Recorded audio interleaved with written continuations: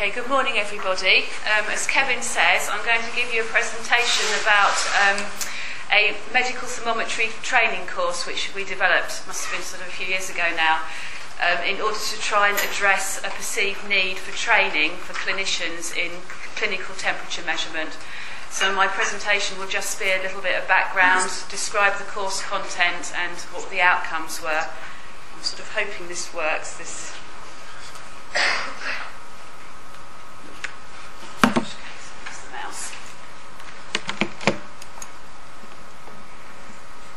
So as you're probably very well aware, temperature is probably one of the most frequently performed measurements in a hospital environment.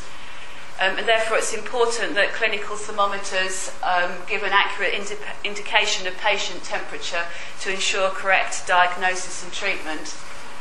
And the tympanic or ear thermometers have replaced the more traditional types of thermometer, and it's important that users know how they operate and how to use them correctly. So just for a bit of background information about the tympanic thermometers, they're what we call non-contact thermometers, i.e. they sense thermal radiation emitted from in the infrared, and they measure the thermal radiation either emitted from the tympanic membrane, which is close to the hypothalamus, which is the body's thermostat, or in fact the ear canal, depending on the type of thermometer. And a sensor inside the thermometer measures this emitted thermal radiation and provides a temperature reading. And that's the tympanic membrane there.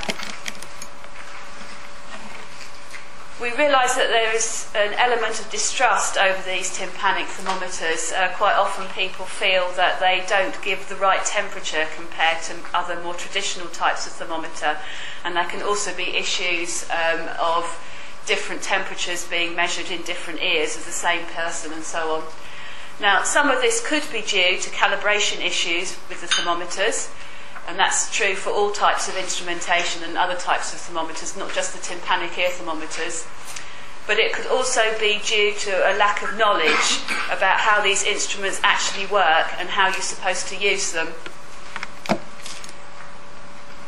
So to address the first issue, MPL in the past has been involved in setting up standard sources or standard devices for calibrating the thermometers. And these can take the form of either this type of device here, which is what's called a black body cavity, which can be immersed in a water bath, stirred water bath, and we measure the temperature of the bath, and that gives us a nice source of thermal radiation for calibrating the thermometers. Another type of device is this one here, which is what we call a fixed point source, which again is a cavity, but this time it's immersed in a fixed point material, which in this case is ethylene carbonate, which has a sort of freezing temperature very close to body temperature. So they're very useful, this type of device, for testing the thermometers. So within a laboratory environment, it's possible to calibrate the tympanic thermometers very accurately. We could probably achieve, for a good instrument, 0.05 degrees Celsius. And in fact, the international standards documents associated with clinical thermometers state that the required laboratory accuracy is either 0.2 degrees Celsius or 0.3, depending on the actual type of clinical thermometer you have. So that's the calibration, and they can be calibrated quite accurately. However, that's just one issue. You have a well-calibrated device, but if you don't use it correctly, if you don't maintain it, handle it correctly, then you could get a wrong reading, and then that could lead to a misdiagnosis. And also you could have a misdiagnosis if you don't interpret the reading correctly, or you don't have a good understanding of human physiology and body temperature measurement and human temperature regulation. So as I said at the start, we perceived that there was this need for training for clinicians in the area of temperature measurement. And we developed a training course in conjunction with CEDA, the South East England Development Agency. And then unfortunately there was a problem actually finding collaborators to trial the course.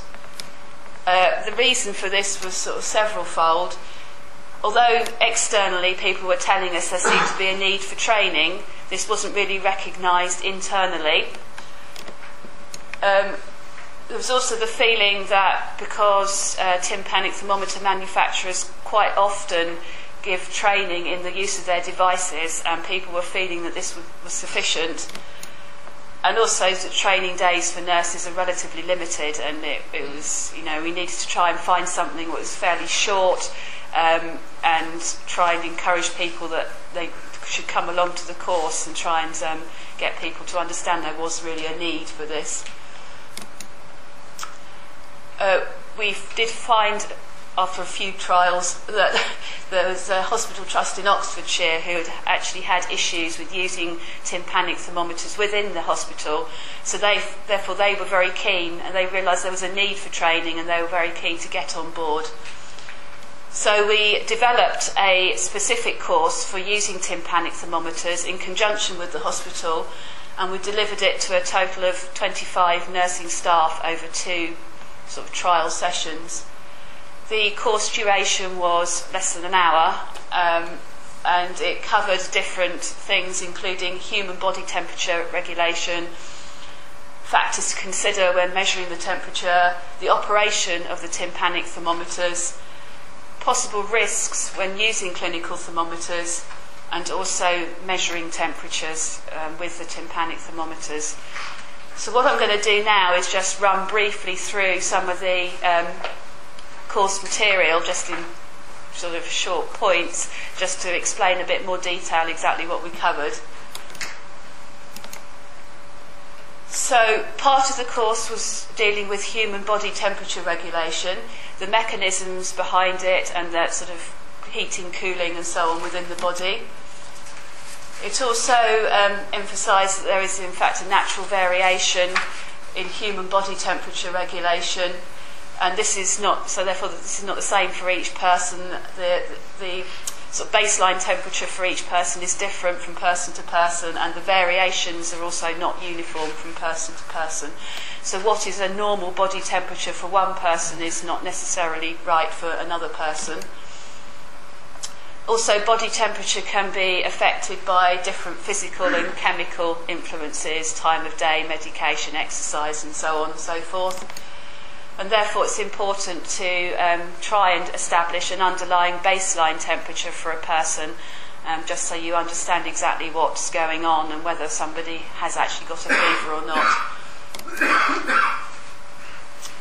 Some of the factors which you need to consider when measuring temperature is that ideally you need to measure the core body temperature, but this can be invasive, and therefore it's more generally sort of acceptable to measure the temperature at other different sites.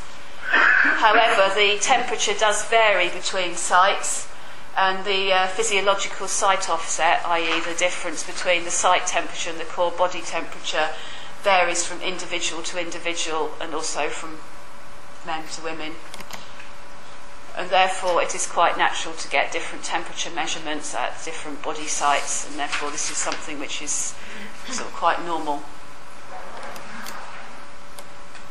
For the operation of the tympanic thermometers, we covered how they work, the fact they're infrared, what they're trying to measure, and it was hoped that this would give some background to the users so they know how they work. They're therefore more able to sort of be able to use them correctly and know how to use them correctly. The technique has the advantage it's non-invasive and quite quick, and because you're measuring the tympanic membrane, then it can be considered to be a sort of a quite close to core body temperature. Another section of the course sort of covered possible risks. One of the risks is misdiagnosis due to an incorrect reading, and some of the reasons why the reading can be incorrect is if the instrument has not been handled, stored or calibrated correctly, has not been correctly placed in the body measurement site, or is in the wrong mode. And in fact the hospital said that the issue they'd had with the thermometers was that they'd been used in the wrong mode, so everybody was either, I can't remember which way round, either feverish or not feverish, but they obviously realised there was a problem and realised that all the instruments had actually been set in the wrong mode. There could also be a wrong reading if the device is not in place where it should be for the correct amount of time, or is not placed in the correct site. So, the problems there. Because the course was covering mainly tympanic thermometers, then obviously wanted to emphasise some of the particular risks associated with those. And one of the major ones is placement. The tympanic thermometers have quite a wide viewing angle, so they need to be inserted so they're measuring the tympanic membrane and not the cooler ear canal.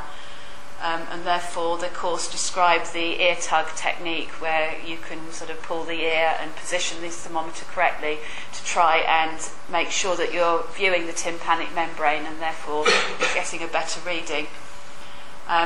We also had to say that it's necessary to make sure there's a clear sort of line of sight between the sensor in the thermometer and the tympanic membrane, so you need to make sure that there is no obstructions, like excessive wax, moisture, blood, etc. in the ear canal. The other issue associated with the tympanic thermometers is to do with the probe covers, which are placed on the tip in order to, cleanliness, and you can replace these for each patient. Because the instrument is viewing the thermal radiation through the membrane, sort of here on the probe cover, the thermometer takes this into account when giving you the temperature reading.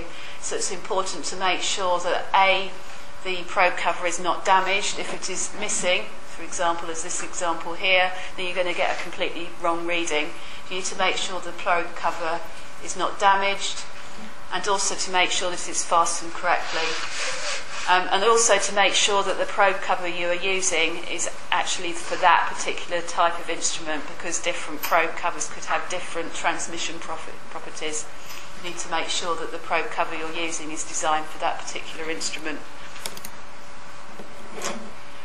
Another possible risk with using the thermometers is injury. If you push the probe too far in, you could injure the patient. If you don't clean it correctly or use a new probe cover for a different patient, there's a possibility of cross-contamination. And you need to take special care for infants and young children, especially with the tympanic thermometers. The ear canal might not be large enough, and you could possibly damage the child, but also you might not get the right reading because you can't insert it correctly in order to read or measure the infrared radiation from the tympanic membrane. So another part of the course gave sort of general guidelines as to where you could be getting a wrong reading, or some of the things that could influence the reading of the thermometer. And there could be potential misdiagnosis due to a high reading. For example, if you tried to measure the temperature of a patient and the patient's been lying on that ear, if the patient has an impaction injury, excess hair or wax, insertion too far into the ear, or inadequate time between readings. Alternatively, you could get a low reading if the patient's ear has been cool. For example, the patient's been sitting by a window. You don't insert the probe properly. You press the scan button or the on button before you insert the probe properly. Or if you haven't maintained the conditions of the thermometer correctly, for example, you've left it in a cold place or a draft, or you don't allow sufficient time in between cleaning the thermometer with alcohol. There are certain situations where tympanic thermometers are not recommended, for example, stroke or head injury patients, children with laryngotomy tubes, etc., etc. So some of that was covered. And we also gave us sort of a few guidelines on correct handling and awareness. For example, making sure you handle the instrument correctly, make sure you clean it correctly. If you've dropped the instrument or you have another reason to suspect it's been mishandled, then you need to check it. You need to calibrate it correctly. you need to maintain it correctly.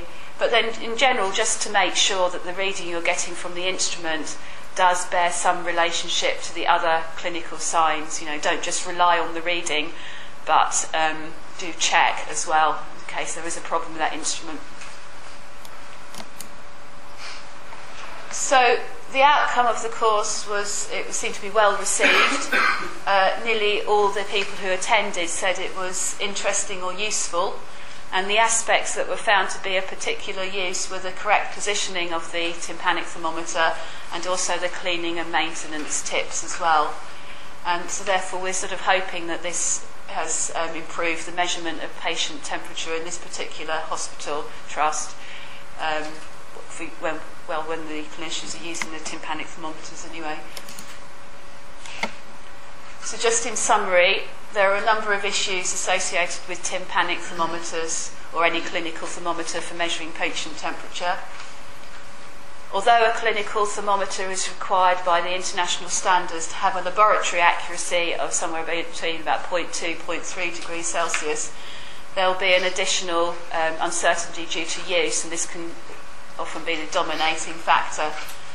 And therefore, by introducing training into the use of this type of thermometer, then it helps users to become aware of how the thermometers are operating and what you need to do to use them correctly, and some of the issues surrounding them and some of the problems there could be in giving a low or high reading, and therefore trying to avoid possible misdiagnosis. Okay, thank you very much.